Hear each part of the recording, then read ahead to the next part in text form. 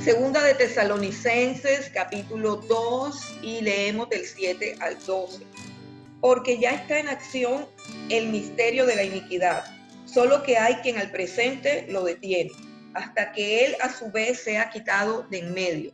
Y entonces se manifestará aquel inicuo, a quien el Señor matará con el espíritu de su boca y destruirá con el resplandor de su venida. Inicuo cuyo advenimiento es por obra de Satanás con gran poder y señales y prodigios mentirosos, y con todo engaño de iniquidad para los que se pierden, por cuanto no recibieron el amor de la verdad para ser salvos. Por esto, Dios les envía un poder engañoso para que crean la mentira, a fin de que sean condenados todos los que no creyeron a la verdad, sino que se complacieron en la injusticia. Decíamos que el misterio de la iniquidad está compuesto por dos palabras. La palabra misterio, que significa algo oculto, a lo que no se tiene acceso, algo que permanece en las tinieblas y que las personas no lo pueden descubrir. Es un misterio. Y la palabra iniquidad significa injusticia, perversidad o gran maldad, y se refiere a la cualidad principal del inicuo. De ahí es donde viene el nombre inicuo, que es aquel que reina y que gobierna en el reino de las tinieblas, cuya operación está basada en hacer iniquidad, ¿cierto? ¿A qué se refiere entonces el misterio de la iniquidad? El misterio de la iniquidad es la agenda oculta del reino de las tinieblas, lo que se oculta detrás de una apariencia, de una falsa máscara. Decíamos que un enemigo es mucho más peligroso y mucho más perjudicial si en vez de presentarse como enemigo, se presenta como amigo, y si además de eso tiene apariencia de ser inofensivo. Un enemigo así es mucho más peligroso que alguien que se muestra como realmente es. ¿Cuál es el misterio de la iniquidad? El misterio de la iniquidad es la agenda del inicuo, es la agenda de las tinieblas, es la agenda de Satanás, es un plan. Y el propósito principal está en el versículo 8, dice, y entonces se manifestará aquel inicuo.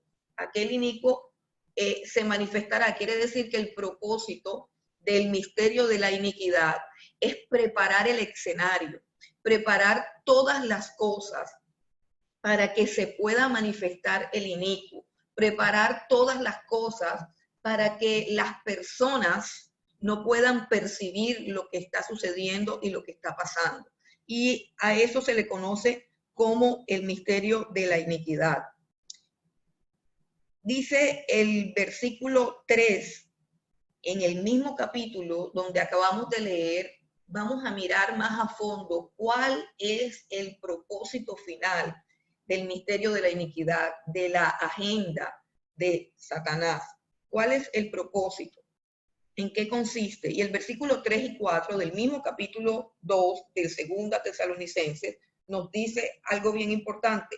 Nadie os engañe en ninguna manera, porque no vendrá sin que antes venga la apostasía y se manifieste el hombre de pecado, el hijo de perdición. Aquí hay dos nombres más para el inicuo. Se llama también el hombre de pecado y el hijo de perdición, el cual, y aquí está la operación, cómo opera, qué es lo que quiere y hacia dónde se dirige. Dice, el cual se opone y se levanta contra todo lo que se llama Dios o es objeto de culto, tanto que se sienta en el templo de Dios como Dios, haciéndose pasar por Dios.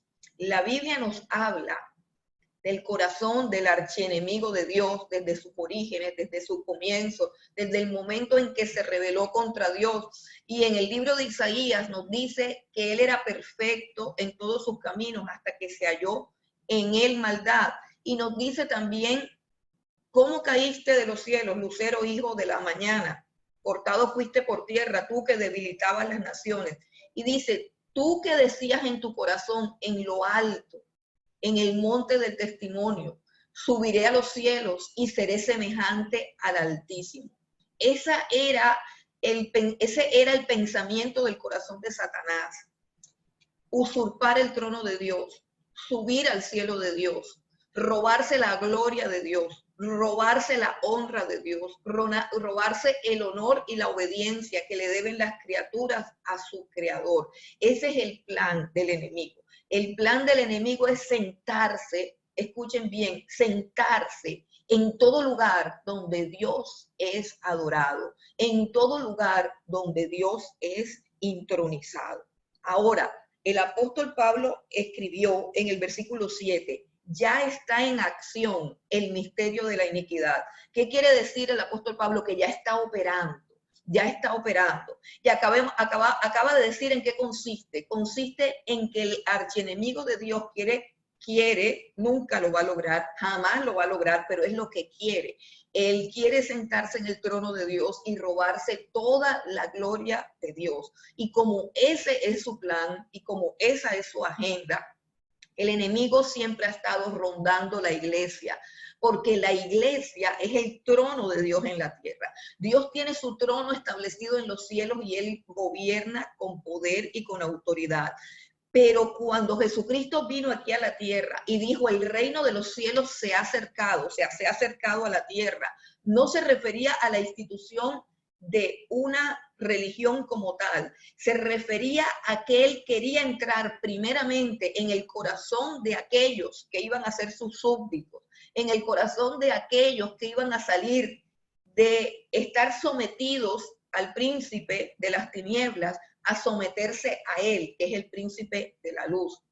Entonces él hace un llamado y él dice, mi reino se ha acercado, arrepiéntanse, vengan a mí, sométanse a mí. Entonces, ese ministerio de Jesús es el que da el nacimiento a la iglesia. ¿Quién es la iglesia de Jesús? La iglesia de Jesús son todas aquellas personas, no importa dónde se congreguen, no importa de qué raza son, no importa a qué institución religiosa, humana pertenezcan. La iglesia del Señor Jesucristo son aquellos hombres, mujeres, jóvenes y niños que han permitido que el Cristo de la gloria real, viviente, glorioso, resucitado y todopoderoso entre a sus vidas a gobernarla. Y la iglesia del Señor Jesucristo son todos aquellos hombres, mujeres, jóvenes y niños cuyos pecados han sido perdonados, lavados con la sangre de ese cordero. Aquellos que han creído en que el Señor Jesucristo murió por ellos en la cruz del Calvario, aquellos que han aceptado su perdón y su gracia, aquellos que han recibido su espíritu por haber creído en Él. Cada uno de los hijos de Dios ha sido sellado. No tiene que ver con las instituciones humanas, no tiene que ver con el lugar al que pertenezcamos, tiene que ver con un sello y ese sello es visible delante del trono de Dios. Conoce el Señor a los que son suyos y tienen este sello, se han apartado de la iniquidad y Dios lo conoce y ha puesto un sello de propiedad sobre ellos. Si tú tienes ese sello, el sello del Espíritu Santo, si tú has recibido potestad de ser hecho hijo de Dios por la fe en el Señor Jesucristo, tú eres hijo de Dios. Y pare de contar. Bueno, ¿cómo opera el misterio de la iniquidad? El misterio de la iniquidad opera tratando de introducirse en el trono de Dios. El trono de Dios aquí en la tierra es su iglesia. Los que adoramos a Dios en espíritu y en verdad. Los que adoramos su nombre y su presencia real a través de su Santo Espíritu. El trono de Dios en la tierra es su iglesia, su verdadera iglesia. Y ahí es donde el enemigo quiere entrar, ahí es donde el enemigo quiere operar. Y el apóstol Pablo, en el año en que escribe la carta a los tesalonicenses, quizás años 70 después de Cristo aproximadamente, en ese tiempo, él dice, ya está en acción. ya está en acción el misterio de la iniquidad, ya está en acción. ¿Qué significa? Está operando, está operando. Y ustedes dirán, ¿cómo estaba operando? ¿Cómo comenzó a operar el misterio de la iniquidad? Muy sencillo, falsificando a los ministros de Cristo, falsificando a los ministros del Evangelio, falsificando el Evangelio. Esa es la operación del misterio de la iniquidad. ¿Qué sucede? Que falsos maestros y que falsos ministros desde la época del apóstol Pablo introdujeron en la iglesia herejías destructoras que contaminaron la pureza de la iglesia.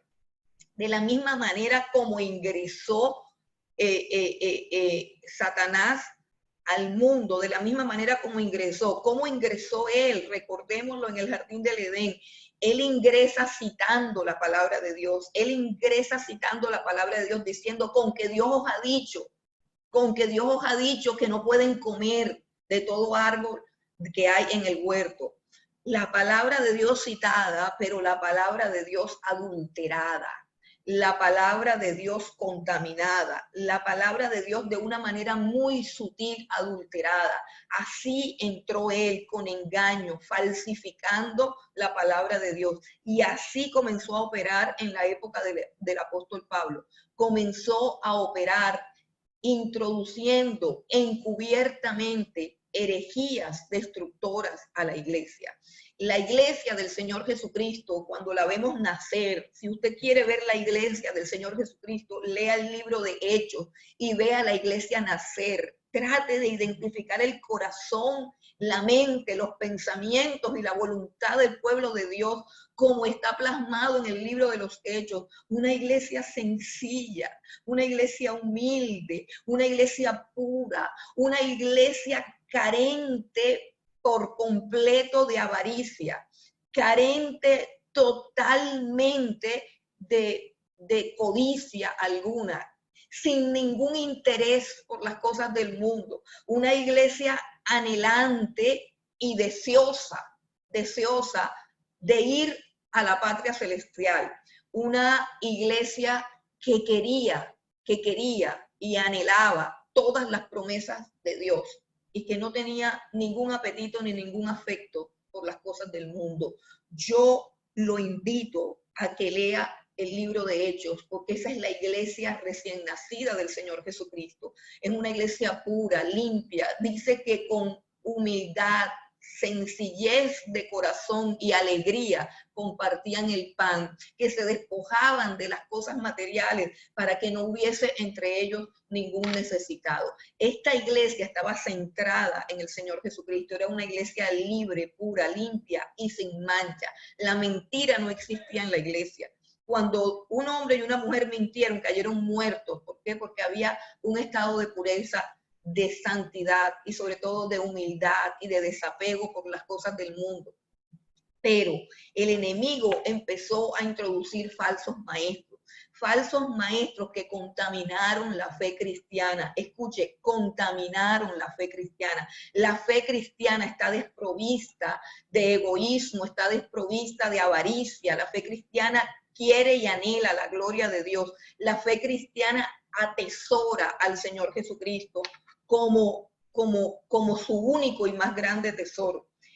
La iglesia primitiva no tenía ningún poder económico, no tenía ningún poder político, no tenía ningún poder social. La frase que el apóstol Pedro le dice al cojo que está en la puerta de la Hermosa, recuerden uno de los primeros milagros, creo que es el primer milagro que hacen los apóstoles después de la resurrección del Señor Jesucristo. Van y en una puerta llamada La Hermosa hay un cojo que por años ha permanecido allí esperando y recogiendo limosnas. Y el cojo los mira esperando que le den una limosna. Pero Pedro fija sus ojos en el cojo y le dice, no tengo oro ni tengo plata, mas de lo que tengo te doy. En el nombre del Señor Jesucristo, levántate y anda. Y el cojo se levantó.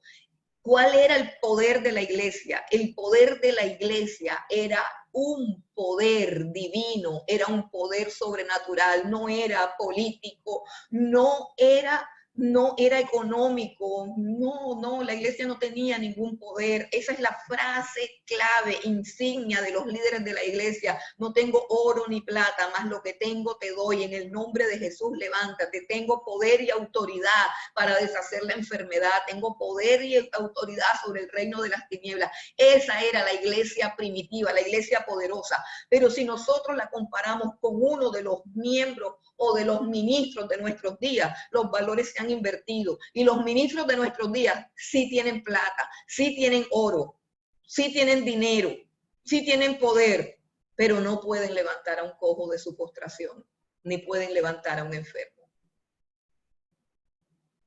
¿Qué sucedió? ¿Qué sucedió?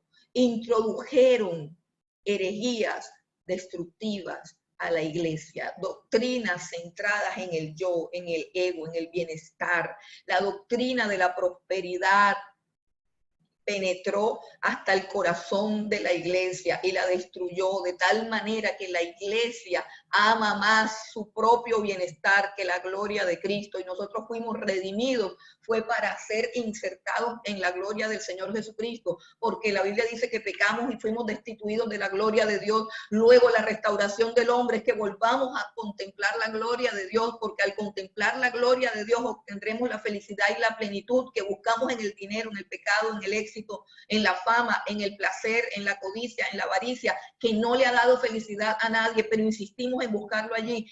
Y el cristianismo es el camino de morir al yo para poder seguir al Señor Jesucristo, morir al ego para que Cristo nazca en nosotros glorioso, y así nace la plenitud del ser humano y la gloria de Dios. ¿Cómo opera? Opera trastornando los sentidos y la percepción de los creyentes acerca de las cosas. Quiero que vengan conmigo a 2 de Corintios, capítulo 11. 2 de Corintios, capítulo 11.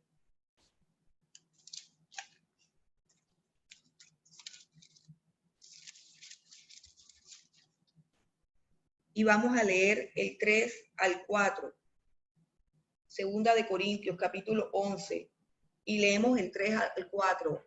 Este capítulo en particular habla mucho de cómo empezó a operar el misterio de la iniquidad. ¿Cuál era la forma como accionaba? ¿Y a qué se refería el apóstol Pablo cuando decía ya está en acción el misterio de la iniquidad? 2 de Corintios 11, 3 dice, pero temo que como la serpiente con su astucia, si ve que nos remite al Génesis, nos remite a Satanás introducido en el cuerpo y en la imagen de una serpiente, que era un animal que Dios había creado, bueno, agradable, hermoso, bonito, inteligente. Bueno, dice 2 de Corintios 11:3, pero temo que como la serpiente con su astucia engañó a Eva, vuestros sentidos sean de alguna manera extraviados de la sincera fidelidad a Cristo. ¿Qué quiere decir? Que percibimos mal la manera como debemos serle fieles a Cristo. Percibimos que ser fieles a Cristo es ir a la iglesia a buscar nuestra comodidad. Percibimos que ser fieles a Cristo es tener mucho dinero y prosperar, para así decir que Dios es bueno. Percibimos un evangelio retorcido. ¿Por qué? Porque la serpiente con su astucia. ¿Y en qué consiste la astucia? En la capacidad de introducir el engaño en medio de la verdad para que no sea percibido. ¿Y qué sucede con el engaño? ¿Qué sucede con las falsas doctrinas? ¿Son falsas nada más ellas? No, las falsas doctrinas operan en nuestra mente, operan en nuestros sentidos. ¿Cuáles son los sentidos? Los sentidos son los medios a través de los cuales yo percibo las cosas. Y esos sentidos están trastornados, los sentidos de la iglesia, los sentidos del creyente, la capacidad del creyente para percibir a Cristo y para percibir lo que le agrada a Cristo fue trastornado por falsas doctrinas, por doctrina de la prosperidad, de la superfe, de la confesión positiva, de creencias esotéricas, de creencias orientales, de positivismo, de superfe, basura, basura, basura y basura. Entonces, de esa manera comenzó a operar en ese tiempo. en ese tiempo. Y la clave de esto es que la iglesia no se da cuenta por la apariencia, porque hay una apariencia encubridora, por eso se habla de misterio. Misterio es algo que está oculto, que tiene un velo, y ese velo es una apariencia. Y yo quiero que recordemos algunos textos de los cuales habla el apóstol Pablo. Ahí mismo, sin movernos del capítulo 11 de Segunda de Corintios, leemos el versículo 13 al 15. Dice, porque estos son falsos apóstoles, obreros fraudulentos, que se disfrazan como apóstoles de Cristo. Y no es maravilla, porque el mismo Satanás se disfraza como ángel de luz. Así que no es extraño si también sus ministros se disfrazan como ministros de justicia, cuyo fin será conforme a sus obras. Hermanos, pensemos en lo que está sucediendo en nuestros días. Si en la época del apóstol Pablo, esos ministros falsos que al estilo de su padre Satanás se disfrazan como ángeles de luz, como ministros del evangelio, porque así entraron como ministros del evangelio y pronuncian el nombre de Jesús, pero cada vez que lo pronuncian lo blasfeman, porque sus vidas están cargadas de pecado, de arrogancia, de orgullo, de lujuria, de laxivia, de avaricia, de maldad, de mentira, de adulterio. Todo eso está lleno, y ellos lo que hacen es blasfemar el nombre del Señor Jesucristo. Así operan, así operan. Vamos también a Segunda de Timoteo, otra cita que nos habla de la operación de estas personas. Segunda de Timoteo, están en la iglesia, pero no son iglesia. Se introducen en la iglesia, pero no vienen de parte de Dios. Segunda de Timoteo, capítulo 3. Versículo 1 al 5. Dice nuevamente Pablo, también debes saber esto, que en los postreros días vendrán tiempos peligrosos, porque habrá hombres amadores de sí mismos, avaros, vanagloriosos, soberbios, blasfemos, desobedientes a los padres, ingratos, impíos, sin afecto natural, implacables, calumniadores, intemperantes, crueles, aborrecedores de lo bueno, traidores, impetuosos, infatuados, amadores de los deleites más que de Dios, que tendrán apariencia de piedad. Apariencia, no tienen piedad, tienen apariencia de piedad, pero negarán la eficacia de ella. A estos evita. Evita significa contamina, contaminan más que un virus. Bueno, y también no fue Pablo, o sea, no era un delirio de Pablo, también el apóstol Pedro. Vamos a la segunda carta del apóstol Pedro, ya finalizando las escrituras. Dice la segunda carta al apóstol Pedro, el capítulo 2, leemos del 1 al 3. Dice, pero hubo también falsos profetas entre el pueblo, como habrá entre vosotros falsos maestros, que introducirán encubiertamente herejías destructoras, y aún negarán al Señor que los rescató, atrayendo sobre sí mismos destrucción repentina. Y muchos seguirán sus disoluciones, por causa de los cuales el camino de la verdad será blasfemado, y por avaricia harán mercadería de vosotros con palabras fingidas. Sobre los tales ya de largo tiempo la condenación no se tarda y su perdición no se duerme. El elemento clave es la falsificación. El elemento clave es el fingir. Hay que tener mucho cuidado con eso. Bueno, este es el plan de las tinieblas. Ahora, ¿dónde radica el poder? ¿Por qué es un misterio poderoso o su operación es poderosa? ¿Dónde radica el poder de las tinieblas? Bueno, el principal poder de las tinieblas es el engaño, la mentira. La mentira es la herramienta más eficaz y la que mejor resultado le ha dado a Satanás.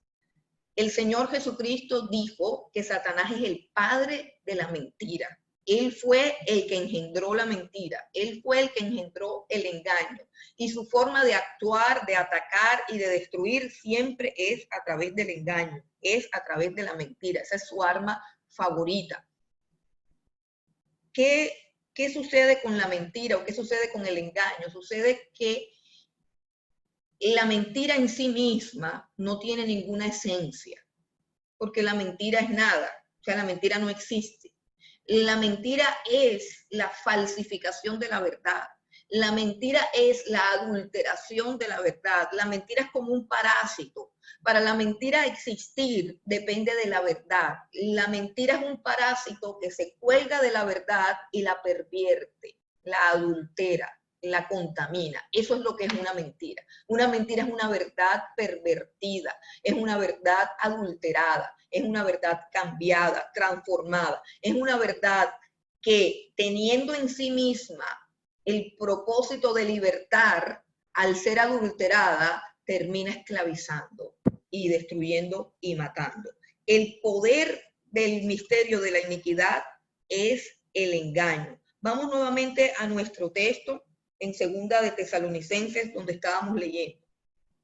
Ahora, ¿por qué decimos que el poder más grande del enemigo es el engaño y es la mentira? ¿Por qué?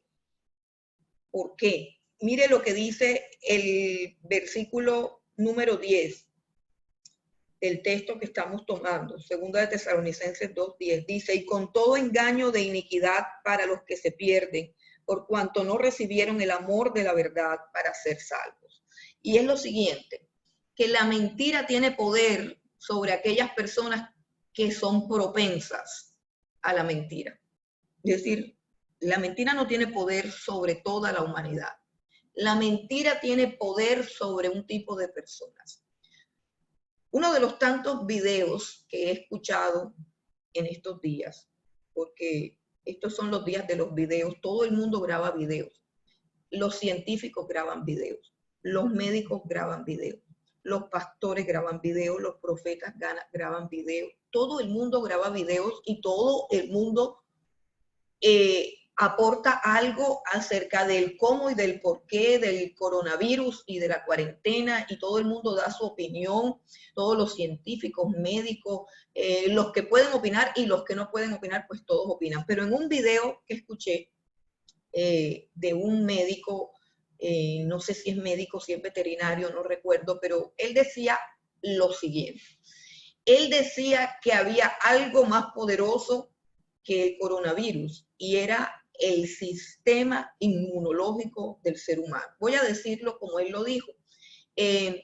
A mí me tienen ya vetada en el Facebook, así que probablemente yo en algún momento o me cierran el Facebook o me va a tocar cerrarlo a mí para que no me persigan. No sé qué es lo que pasa porque Facebook me manda unos anuncios de que yo estoy diciendo mentiras cuando publico un video que me parece interesante. Uno de estos videos no lo he publicado, el que estoy diciendo, para que no me sigan regañando, pero les comparto que el hombre decía que había algo más fuerte que el virus, que había sido diseñado antes del virus, que era anterior al virus, y era el sistema inmunológico. Y el sistema inmunológico normal del ser humano tiene la capacidad para pelear contra ese virus y vencerlo.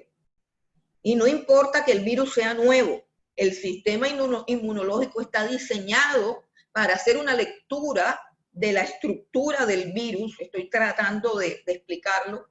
Él hace una lectura de la estructura del virus y él inmediatamente crea, el sistema inmunológico que Dios nos dio, inmediatamente él crea la defensa que puede destruir ese virus que quiere dañar nuestro cuerpo. Así que en términos de normalidad, un sistema inmunológico sano puede con todos los virus habidos y por haber. Pero este hombre decía, ¿a quiénes ataca? ¿A quiénes mata? Pues a las personas que tienen el sistema inmunológico deprimido, alterado, deficiente, malo, como quiera que se llame en términos clínicos. He escuchado la frase sistema inmunológico deprimido, es decir, que no te funciona, que tienes una enfermedad autoinmune o que tienes algo que no permite que tu sistema inmunológico funcione y haga su trabajo. Solamente así el virus puede entrar en el cuerpo de una persona y dañarlo, enfermarlo o matarlo. Esa es una teoría que como yo creo en Dios, más que en cualquier otra cosa, yo la creo y me parece que tiene muchísima lógica. Pues así en el mismo sentido, resulta que la mentira y el engaño del misterio de la iniquidad son como un virus que tiene poder, pero tiene poder sobre ciertas personas que son propensas a recibirlo. Ciertas personas que son propensas a recibirlo. ¿Cuáles son esas personas que son propensas al engaño y a la mentira? Nos lo dice aquí la palabra de Dios.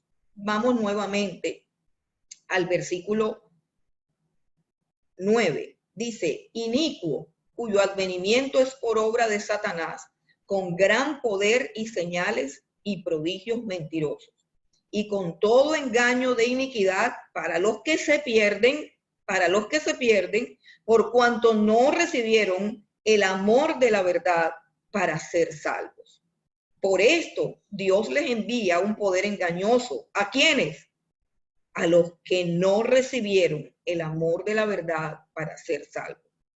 Por esto Dios les envía un poder engañoso para que crean la mentira, a fin de que sean condenados todos los que no creyeron a la verdad, sino que se complacieron en la injusticia.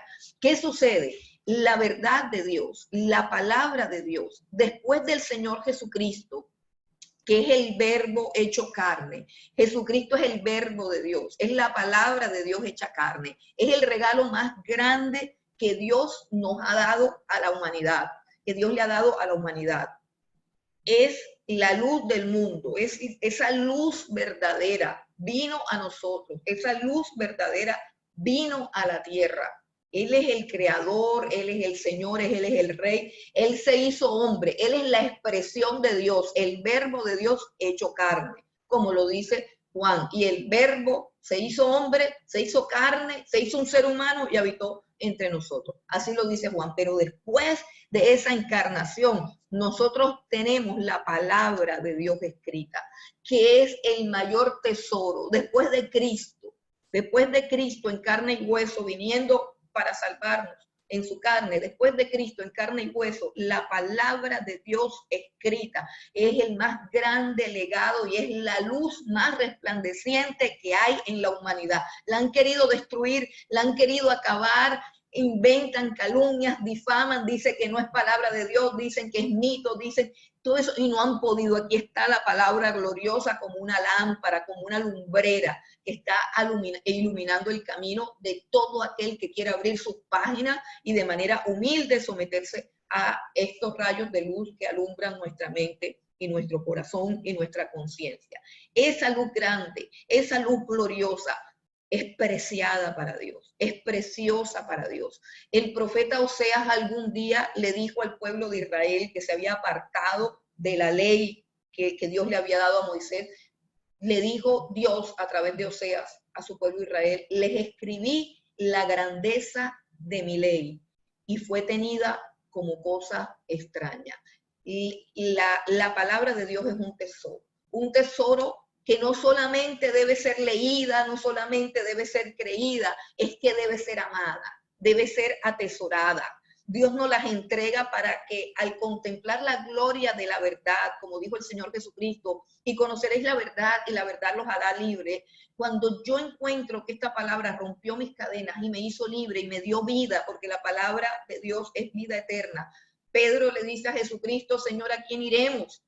Solo tú tienes palabras de vida eterna. Y la Biblia dice que fuimos renacidos de la simiente santa a través de la palabra de Dios, que es viva y que permanece para siempre. Entonces, esta palabra de Dios es suficientemente gloriosa, suficientemente preciosa. Por la palabra de Dios fueron hechos los cielos y la tierra. Por la palabra de Dios fue libertada mi alma de la esclavitud al pecado. Por la palabra de Dios tengo consuelo, por la palabra de Dios tengo esperanza, por la palabra de Dios los muertos fueron resucitados, por la palabra de Dios los enfermos fueron sanados, por la palabra de Dios que es viva y eficaz encontramos salvación, vida eterna, perdón y misericordia, luz y conocimiento de Dios por esta palabra preciosa. Pero hay quienes no la amaron. Hay quienes desearon más las fábulas, los mitos, las revelaciones personales, las cosas místicas. El apóstol Pablo escribió, si alguno no se conforma con las sencillas palabras del Señor Jesucristo, está envanecido, delira, no sabe nada. Apártate de ese tipo de personas, escribe el apóstol Pablo.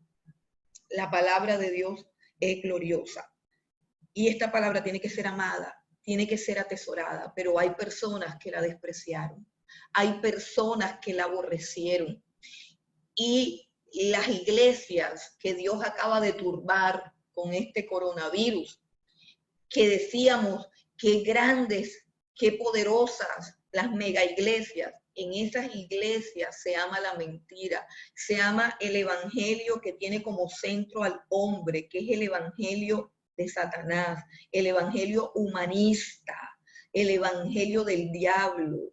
Serás como Dios, sabiendo el bien y el mal, así habla el diablo.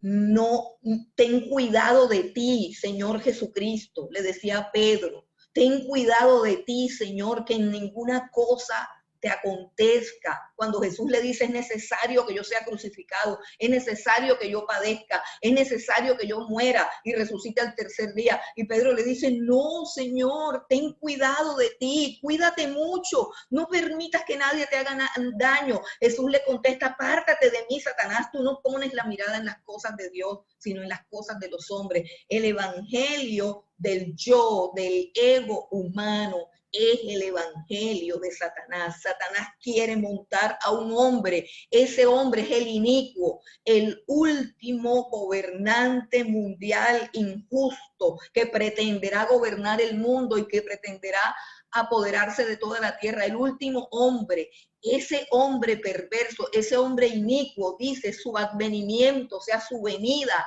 el resurgimiento, el surgimiento de este hombre en medio de la historia, en medio de la política. Este hombre surge como un gobernante mundial y este hombre va a ser sentado por el mismo Satanás en el trono de Dios y va a demandar adoración y va a pedir la destrucción de todo sistema religioso y va a querer instaurar un sistema religioso donde solamente se le adore a él. Él va a ofrecer paz y seguridad a las naciones en un momento de caos y confusión peores que los que estamos viviendo en esta hora. Ese es el plan de Satanás, levantar a un hombre y sentarlo en el trono de Dios. El plan de Satanás está revelado en el Génesis. Le dijo a Eva, serás como Dios, sabiendo el bien y el mal. Y el hombre quiere ser Dios, el hombre quiere desligarse de Dios, el hombre quiere acabar con la moral que tiene su origen en la palabra de Dios. El hombre quiere derribar todos los preceptos y los valores de la fe cristiana, que son las bases y los cimientos de la familia, de la sociedad. Ese hombre es una bestia y su ministerio ya está en operación ahora mismo, está operando en la tierra, produciendo miedo, produciendo terror, arruinando las naciones para luego levantarse como el salvador de la humanidad. Pero el único salvador que tenemos es el Señor Jesucristo, que vino a esta tierra y cargó nuestros pecados y murió en la cruz del Calvario para nuestra redención y para devolvernos al Padre y para devolvernos a la gloria. Pero este ser repulsivo, inicuo, cuyo advenimiento es por Satanás, Satanás le entrega esos poderes engañosos, Satanás le entrega, aquí dice el versículo 9, cuyo advenimiento es por obra de Satanás, con poder, señales y prodigios. Pero mire cómo dice, mire la cualidad de estos poderes, señales y prodigios, la cualidad de esas tres cosas. Gran poder, señales y prodigios, la cualidad es que son una mentira, son mentirosos. Son mentirosos. Esa es la cualidad de todo este poder que hay allá. ¿Y quiénes van a sucumbir? Todos, no. Solamente los que hayan aborrecido la mentira. Solamente los que hayan amado la verdad. Dice, con todo engaño de iniquidad para los que se pierden, es decir, para los que están ya determinados por Dios que se van a perder. ¿Por qué? Porque no amaron la verdad de Dios, porque no amaron a Jesucristo. Dice, no recibieron el amor de la verdad, no recibieron el amor de la verdad para ser salvos. no recibieron amor por la palabra.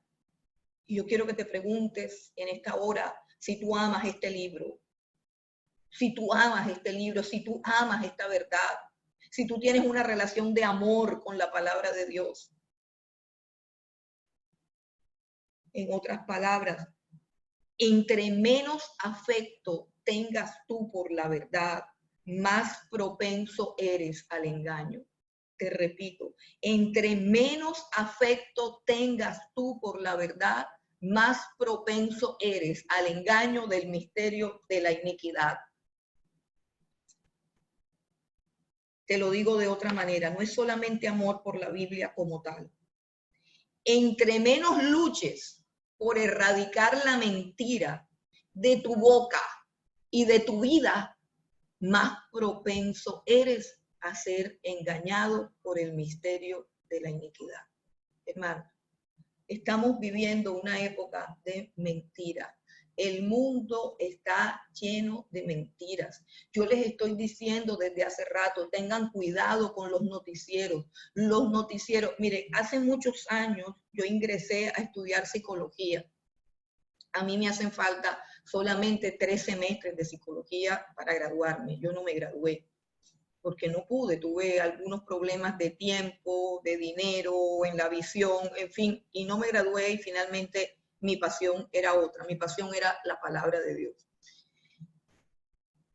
Pero una de las cosas que aprendí en la UNAD, Universidad Abierta y a Distancia, ellos tienen una materia que se llama cultura política. Esa materia es una de las materias de relleno que a la mayoría de los estudiantes de la UNAD les parece súper aburridora. Pero yo aprendí tanto de esa materia. ¿Sabe qué aprendí? Aprendí que los medios de comunicación no son medios de comunicación. Escucha, los medios de comunicación no son medios de comunicación. No existen medios de comunicación. Existen medios de manipulación. Y yo aprendí eso hace aproximadamente unos 15 años o quizás 18. No recuerdo en qué año hice mi primer semestre en la UNAD. Los noticieros no son medios de información, son medios de manipulación. Cada noticiero tiene un dueño, cada noticiero tiene un amo, cada noticiero tiene un señor, y el señor y el amo del noticiero no es el príncipe de la verdad, sino el de las tinieblas. Piensa en lo que te estoy diciendo, porque hay personas que viven pegadas, enchufadas al noticiero para estar bien informadas, y no están bien informadas, están bien manipuladas. La mente de nosotros es el órgano más importante para el enemigo y lo es también para Dios. La Biblia dice, como eres tú ahí en tu mente, ahí eres en tu corazón. Todo comienza por la mente. La batalla del enemigo es cautivar tu mente, cautivar tus pensamientos.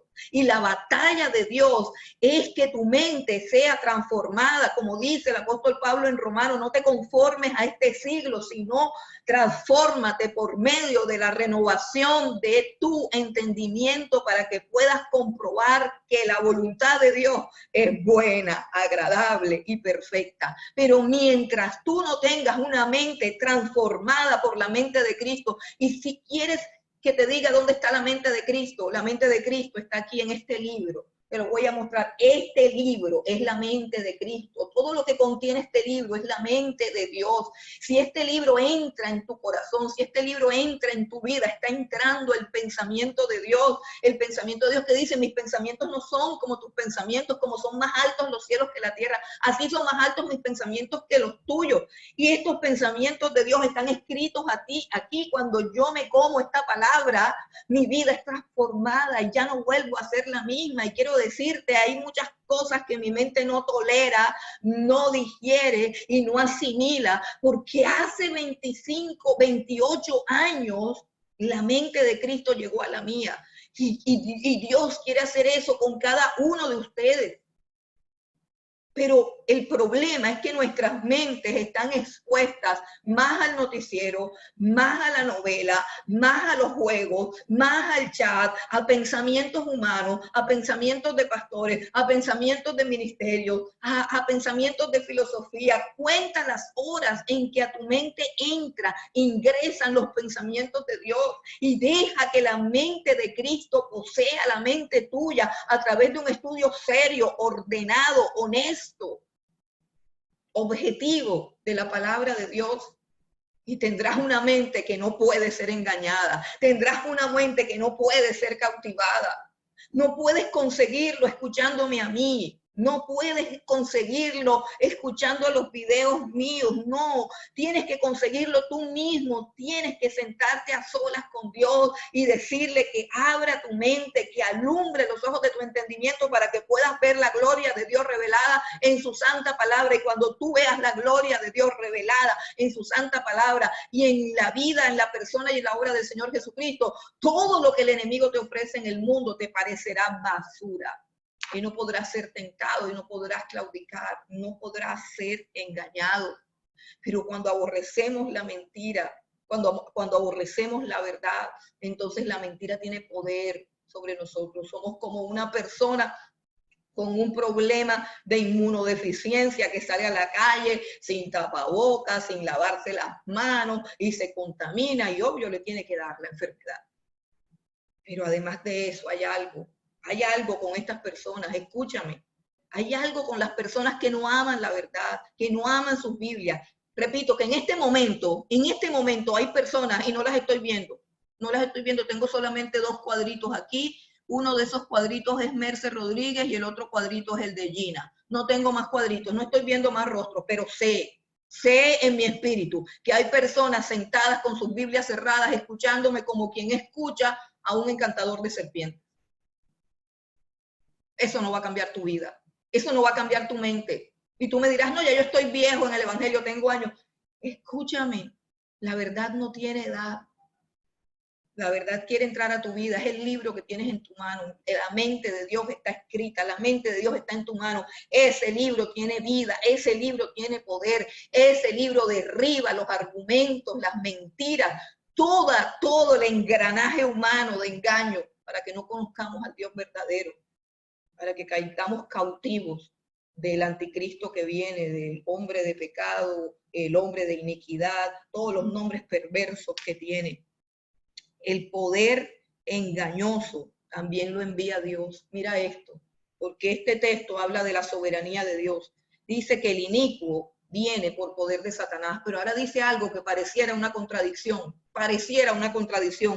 Dice, por esto Dios, versículo 11, por esto Dios les envía. ¿A quiénes les envía? A los que no amaron su verdad. Mira lo que hace Dios.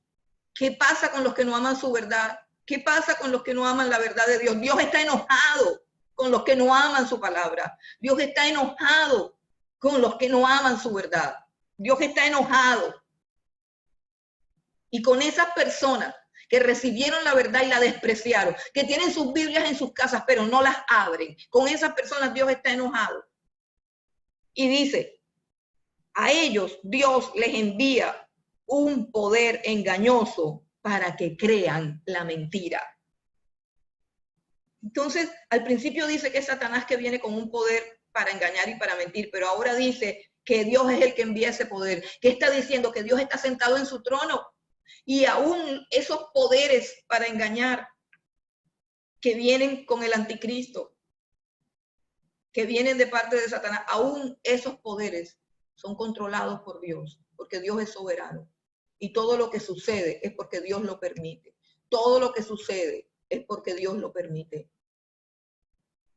Y a la pregunta de ¿dónde estaba Dios cuando el muro se cayó? ¿Dónde estaba Dios cuando el bus se quemó? ¿Dónde estaba Dios cuando mi padre murió? ¿Dónde estaba Dios? Sentado en su trono. Sentado en su trono.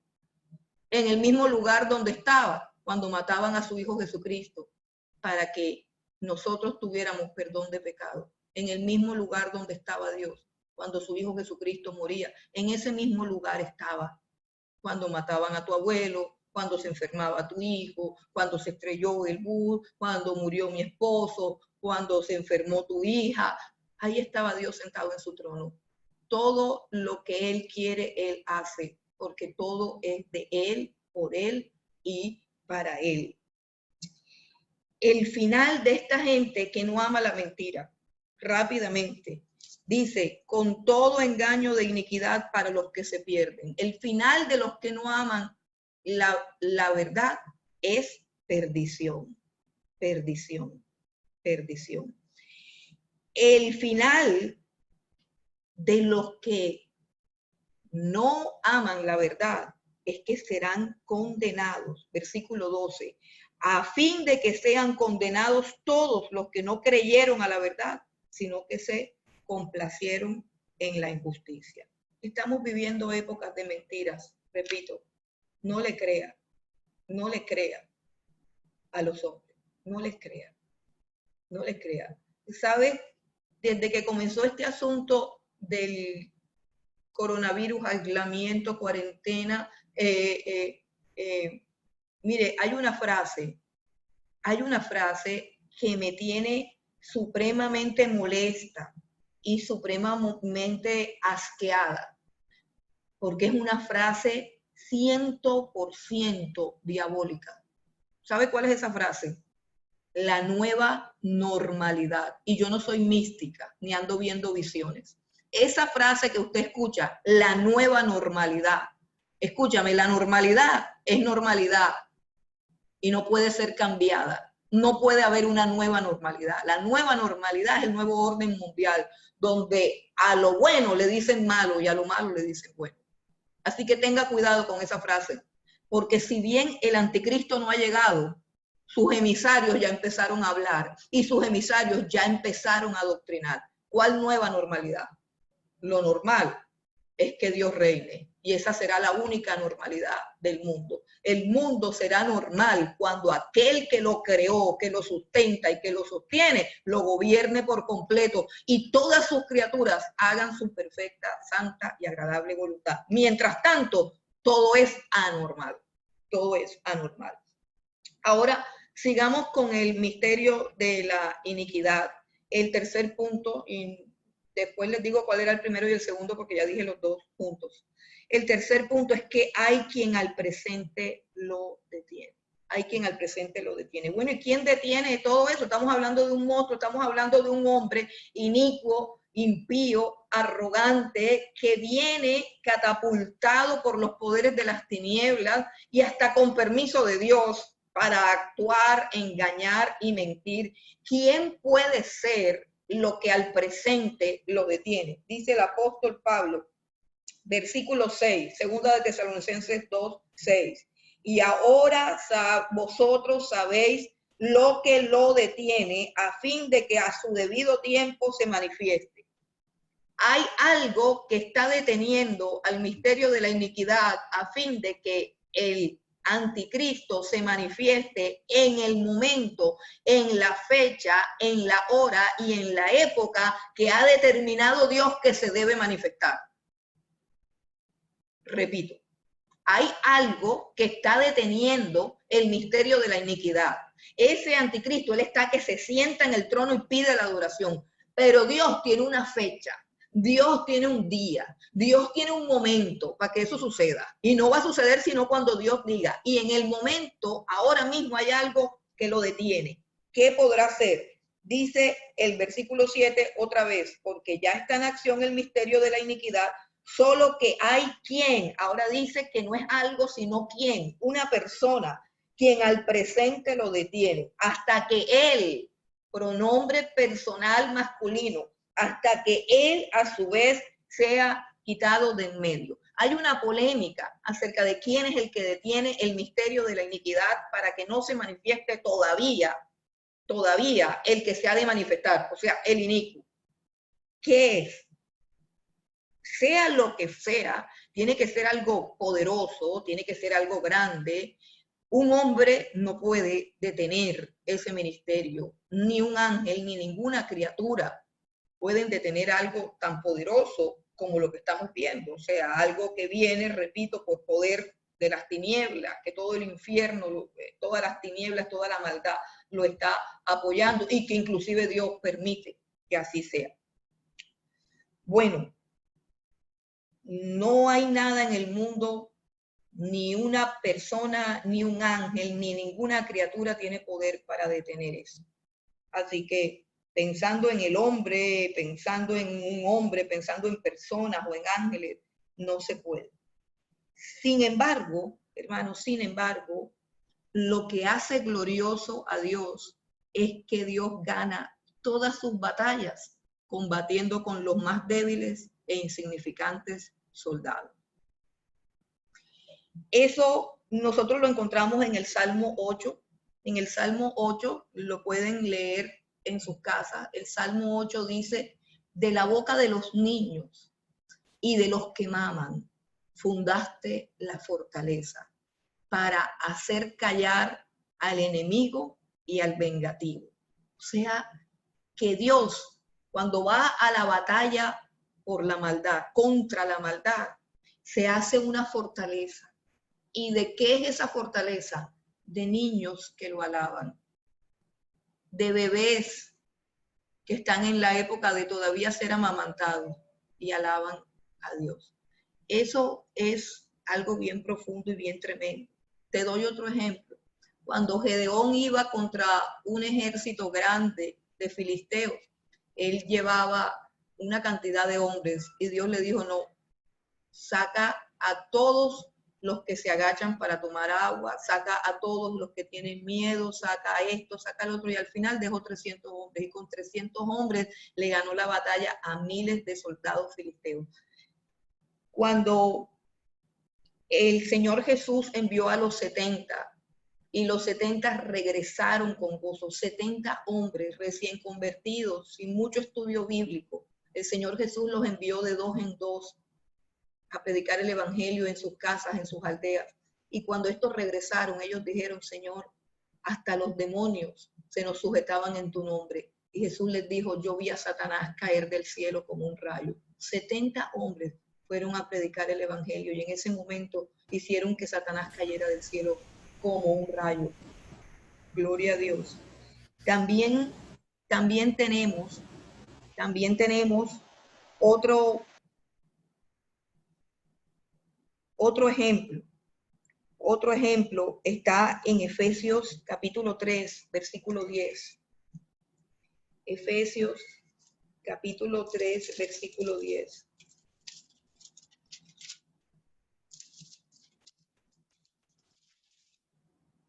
Dice: para que la multiforme sabiduría de Dios sea ahora dada a conocer por medio de la iglesia a los principados y potestades en los lugares celestiales. Está diciendo que la multiforme sabiduría divina se va a dar a conocer a todos los principados y potestades a través de la iglesia, de esta iglesia débil, frágil, imperfecta. Así que Dios utiliza siempre lo más frágil para combatir lo más fresco, lo más fuerte. Ahora, sin duda alguna, el mejor ejemplo de lo que estoy diciendo es la gran victoria del Señor Jesucristo en la cruz del Calvario. Dios derribó el infierno, derribó a Satanás, despojó a las potestades, libertó a todos los cautivos, terminó con el pecado, dijo: consumado es, cuando murió en la cruz del Calvario. Porque quiero decirte que, a diferencia de lo que dijo el máximo representante de la iglesia oficial, la cruz del Señor Jesucristo es la más grande de las victorias de Dios. Por esa cruz el infierno fue destruido. Por esa cruz. ¿Quién entonces es quien al presente lo detiene? Dicen el Espíritu Santo. Si no es la iglesia, es el Espíritu Santo. Dice: no, el Espíritu Santo no puede ser quitado. Dice: lo que al presente lo detiene debe ser quitado. El Espíritu Santo no puede ser quitado, porque el Espíritu Santo es omnipresente. El Espíritu Santo está en toda parte.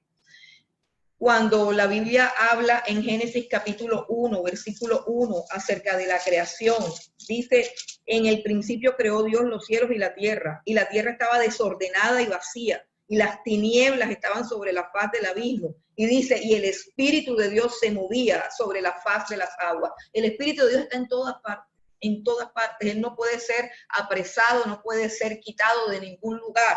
Mas, sin embargo, el Señor Jesús enseñó algo bien particular, que es lo que quiero que miremos en esta mañana. Hay algo bien importante que debemos aprender del Espíritu Santo, y es que el Espíritu Santo, para venir aquí a la tierra y operar la salvación, y operar la santificación, y operar el arrepentimiento, necesita operar a través de la iglesia. Quiero que vengas conmigo a Juan capítulo 16. Es supremamente importante que entendamos lo que el Señor Jesús enseñó acerca del Espíritu Santo.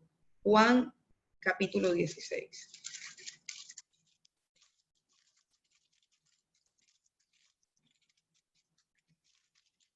Juan 16, 7 al 8. Dice, pero os digo la verdad, dice el Señor, os conviene que yo me vaya, porque si no me fuera, el Consolador no vendría a vosotros, mas si me fuere, os lo enviaré. Mire cómo lo personifica. Mire cómo lo personifica. De la misma manera como Pablo está personificando a el que será quitado, hasta que él sea quitado, con pronombre masculino personal. Así habla Jesús del Espíritu Santo. Él, pronombre personal masculino. Les conviene que yo me vaya, porque si no me voy, el Consolador no vendría a ustedes. Pero si me voy, se los enviaré. El Consolador no puede venir si yo no me voy, dice Jesús. Ahora dice el versículo 8, y cuando Él venga, nuevamente Él, persona, pronombre, personal, masculino. Y cuando Él venga, convencerá al mundo de pecado. No es una fuerza, ni es una influencia, es una persona, masculino. Él convencerá al mundo de pecado, de justicia y de juicio. ¿Qué quiere decir? Quiere decir que solamente en el momento en el que el Espíritu Santo de Dios entra a operar al interior de los miembros de la iglesia, solamente cuando la iglesia recibe el Espíritu Santo de una manera particular, de una manera especial, como la recibió en el aposento alto, solamente allí comienza a obrar el poder de Dios para que las almas se arrepientan. Solamente comienza allí la operación del reino de los cielos, el que es contrario al reino de las tinieblas. Dios tiene una agenda y el enemigo de Dios tiene otra agenda, y esas dos agendas son contrarias, son opuestas, y sus fuerzas son opuestas, y la fuerza de la iglesia está en el Espíritu de Dios que mora en medio de ella. El Espíritu de Dios mora en medio de ella, y el Espíritu de Dios que mora dentro de ella es la que convence al mundo de pecado, es la que tiene las conciencias de los hombres alumbradas, es la que opera como un freno para la maldad. Jesús enseñó que nosotros, la iglesia, somos la luz del mundo y somos la sal de la tierra. Y la luz, porque no permitimos que las tinieblas se apoderen de la humanidad, y la sal, porque no permitimos que la carne en estado de pudrición termine de pudrirse completamente, que la carne del mundo, el mundo con su pecado, no se contamine por completo. Eso es lo que nosotros somos. El Espíritu Santo siempre ha estado, el Espíritu Santo siempre estará, pero nunca ha estado el Espíritu Santo obrando en el mundo como está obrando a través de la iglesia, dando convicción de pecado, de justicia y de juicio. Es necesario que eso sea quitado. Es necesario que eso sea quitado. Ahora, mi pregunta es, ¿Tienes tú el Espíritu Santo obrando en tu corazón convicción de pecado? ¿Eres tú un creyente vivo, lleno del Espíritu Santo, nacido de nuevo, ardiendo en pasión por las almas, predicando el Evangelio? ¿O eres una persona, un cristiano nominal ortodoxo, que conoce la sana doctrina, pero que no vive conforme a esa doctrina? ¿Qué eres tú? ¿Qué eres tú? Y esto es supremamente importante, porque lo que detiene el misterio de la iniquidad es el poder de Dios que obra al interior de las vidas de los creyentes. Por eso el apóstol Pablo oraba que el Señor les dé espíritu de sabiduría y de revelación, alumbrando los ojos de vuestro entendimiento para que podamos entender cuál es la esperanza a la que Él nos ha llamado, cuál es la riqueza de su gloria y cuál la supereminente grandeza de su poder que opera en nosotros y que operó en Cristo resucitándolo de los muertos. Ese poder opera en el interior de la iglesia que tiene su lámpara encendida con aceite, de la iglesia que ora, de la iglesia que clama, de la iglesia que ayuna, de la iglesia que no busca lo suyo, de la iglesia que proclama el evangelio, de la iglesia que vive en la presencia de Dios, de la iglesia poderosa, llena del Espíritu Santo, que no tiene orgullo, que no tiene altivez, que no tiene arrogancia, que no tiene avaricia, que no tiene codicia, que no busca lo suyo, que busca la gloria de Dios, que ha muerto, que ha crucificado sus pasiones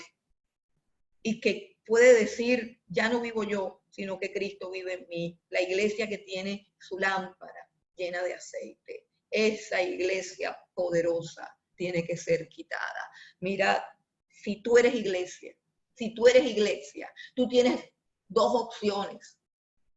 Tu única opción como iglesia es ser un obstáculo para el misterio de la iniquidad. Si tú no eres un obstáculo para el misterio de la iniquidad, entonces la iniquidad avanza o te quedas aquí feliz. Yo no entiendo, la verdad, yo no entiendo a los postribulacionistas, yo no entiendo qué es lo que están esperando. Hermano, yo no estoy esperando ver al anticristo sentado en un trono, yo estoy esperando ver al Cristo de la gloria venir por mí. Yo no quiero ese día estar aquí. Entonces, mientras nosotros estamos aquí, nosotros tenemos que impedir que ese día llegue. Escucha, iglesia, despierta. Estamos aquí para impedir que ese día llegue. Que mientras tú vivas sobre esta tierra, ese día no le llegue a la humanidad. Que tu presencia, tu luz, tu candelero sea tan fuerte, arda con una llama tan firme, que Dios diga, ¿sabes qué? Para que estos señores de la iniquidad desarrollen su agenda, te tengo que quitar de en medio porque los estás estorbando. Iglesia, tú estás estorbando la iniquidad. Estás estorbando la iniquidad con tus oraciones. Cuando yo me levanto en la mañana, yo le pido a Dios que descubra la mentira, porque hay un ministerio de mentira rondando por todos los países y por todas las naciones. Que se sepa la verdad. Que se descubra la verdad, que se descubra la verdad de ese virus, que se descubra la verdad de esa cuarentena, que se descubra el verdadero tratamiento, que se descubra la verdadera medicina, que se descubra el verdadero propósito, que se descubra la verdad. Nosotros somos de la verdad, nosotros no podemos caer en el engaño, somos columna y baluarte de la verdad y tenemos que despertar, tenemos que apagar esos noticieros y empezar a oír las noticias que vienen del cielo, las noticias que vienen de Dios, las noticias de su palabra. Tenemos que dejar de lloriquear y de lastimar. El rey viene pronto. Y nosotros queremos reunirnos con él. Yo me quiero reunir con él. Yo solamente quiero dos cosas. Que el ministerio de la iniquidad se detenga o que yo me vaya. Escúchame bien, solamente hay dos cosas. O detenemos el ministerio de la iniquidad o nos vamos de aquí. Y esa debe ser tu posición como iglesia. Tu posición como iglesia es mientras yo esté aquí orando, el ministerio de la iniquidad no va a avanzar porque yo le voy a clamar a Dios para que lo detenga. Yo le voy a clamar a Dios para que destruya. Mire, cuando toda la humanidad se puso de acuerdo en la Torre de Babel, toda la humanidad, no había iglesia, no había pueblo de Israel, no había nada, toda la humanidad de acuerdo con Nimrod para construir la Torre de Babel, para construir una torre que llegara al cielo, para retar a Dios. Toda la humanidad estaba de acuerdo. Y Dios allá en el cielo se rió y dijo que se han creído. Yo les di el idioma, ahora se los voy a confundir. Un solo toque, el dedo más pequeño de Dios les turbó el idioma y fueron confundidos, perturbados, avergonzados, humillados y dispersados. Ese es el Dios al que le oramos cada día. Señor, mete tu mano, mete tu mano, mete tu mano. Los planes que haya detrás de esto. Esta cuarentena está buena porque la gente se está arrepintiendo. Esta cuarentena está buena porque en las casas están orando. Esta cuarentena está buena porque los matrimonios se están restaurando. Pero Dios sabe hasta qué punto puede estar buena y hasta qué punto puede estar mala.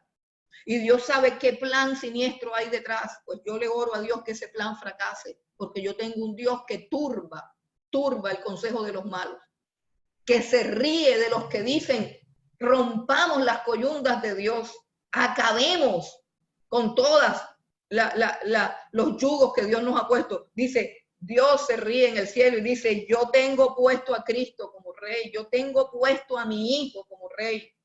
No reinará el hombre, no reinará el anticristo hasta que yo quiera. Si Cristo está reinando en mi corazón, en mi vida, y si Cristo está reinando en la iglesia, ese es nuestro reino. Yo no me quiero quedar aquí viendo cómo coronan a un hijo del diablo.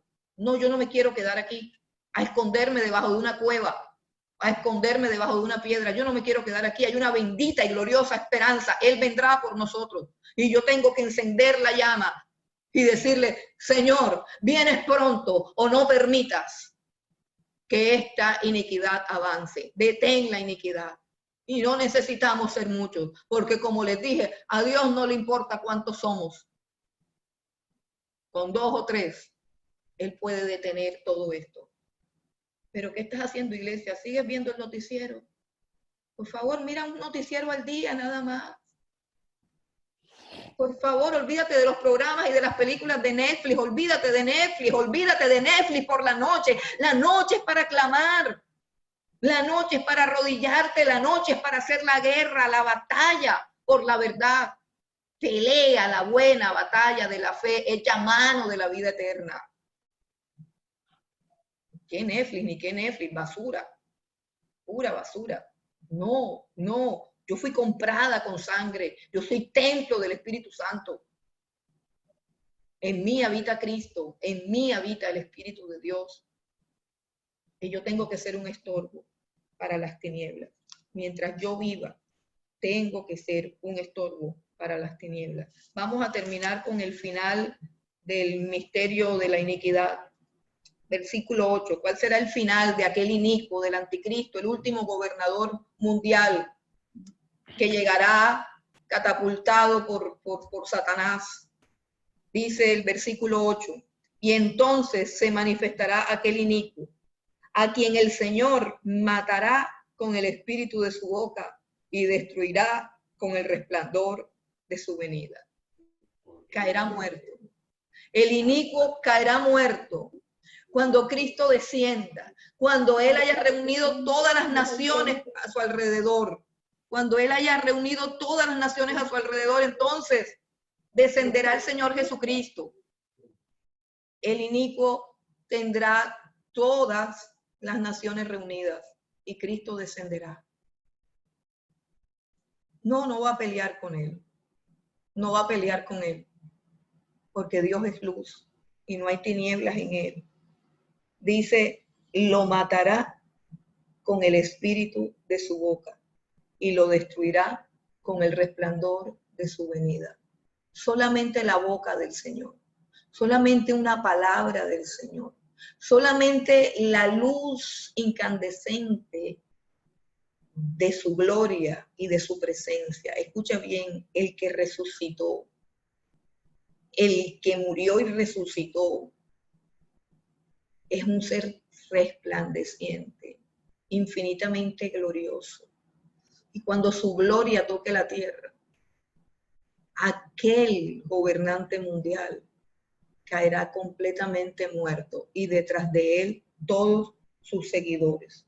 No sé si tengo tiempo para leerles el final descrito en Apocalipsis capítulo 1. Apocalipsis 1, ya voy a terminar con esta cita. Apocalipsis 1, versículo 14. Dice, Apocalipsis 1, 14 al 17, dice, su cabeza y sus cabellos eran blancos como blanca lana, como nieve, sus ojos como llama de fuego, y sus pies semejantes al bronce bruñido, refulgente como un horno, y su voz como estruendo de muchas aguas. Tenía en su diestra 7 estrellas, de su boca salía una espada aguda de 2 filos, y su rostro era como el sol, cuando resplandece con su fuerza. Cuando le vi, caí como muerto a sus pies. Imagínense que Juan, que es un hombre regenerado por Dios, que es un siervo de Dios, que está preso en la isla de Patmos por causa del Evangelio, al ver la gloria de Jesús cayó como muerto. ¿Qué le pasará a todos aquellos impíos, a todos aquellos corruptos, cuando vean la gloria de Dios? Cuando la luz, porque ni siquiera lo van a ver, esa luz los va a matar.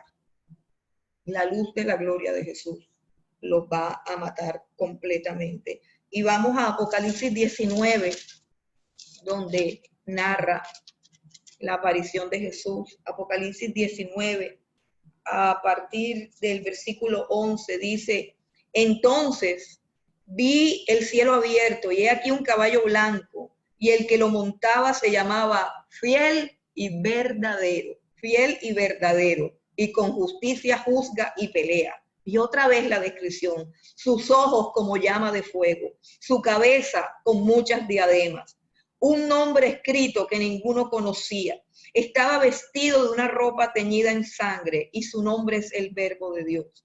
Los ejércitos celestiales, vestidos de lino finísimo, blanco y limpio, le seguían en caballos blancos. De su boca sale una espada aguda para herir con ella a las naciones. Él las regirá con vara de hierro y él pisa el lagar del vino, del furor y de la ira del Dios Todopoderoso. Y en su vestidura y en su muslo tiene escrito este nombre: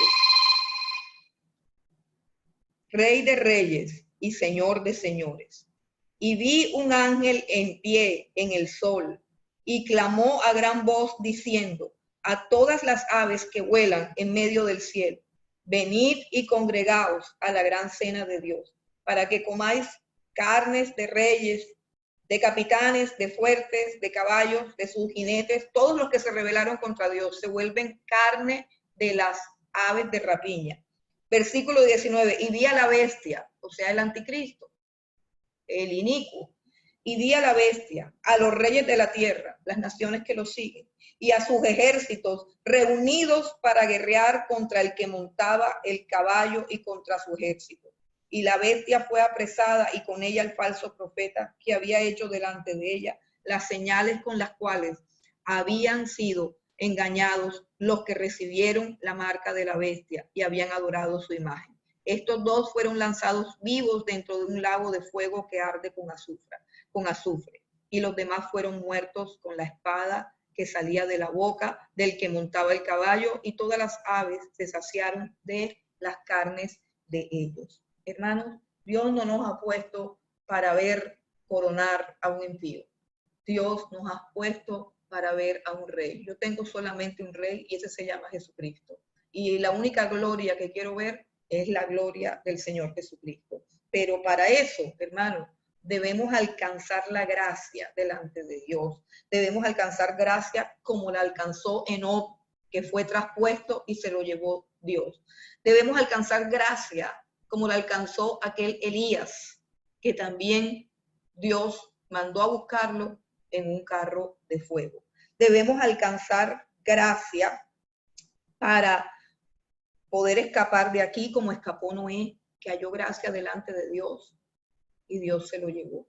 Debemos alcanzar gracia como la alcanzó Lot, que halló gracia delante de Dios y Dios lo sacó antes de destruir a Sodoma y Gomorra. El trono de la gracia está abierto para ti y para mí, porque el Señor Jesucristo pagó el precio. Cuando el Señor Jesucristo fue traspasado, también fue traspasada la muralla que nos separaba de Dios, nuestro pecado y nuestra maldad. Y tenemos acceso al trono de la gracia, no porque seamos buenos, sino por el sacrificio del Señor Jesucristo. El trono de la gracia está abierto. Yo necesito alcanzar gracia, porque yo no quiero ver que el misterio de la iniquidad avance. Yo estoy aquí es para detenerlo. Y cuando Dios decida que no hay que detenerlo, entonces que Dios venga por nosotros y nos lleve. Dios los bendiga, Dios los guarde. Vamos a orar en esta hora para darle gracias a Dios por un llamamiento tan grande y tan glorioso, por una promesa tan preciosa y tan maravillosa que nos hace gozarnos, que nos hace alegrarnos, que nos hace ser felices y tener esperanza. Yo tengo esperanza. La iglesia del Señor Jesucristo tiene esperanza.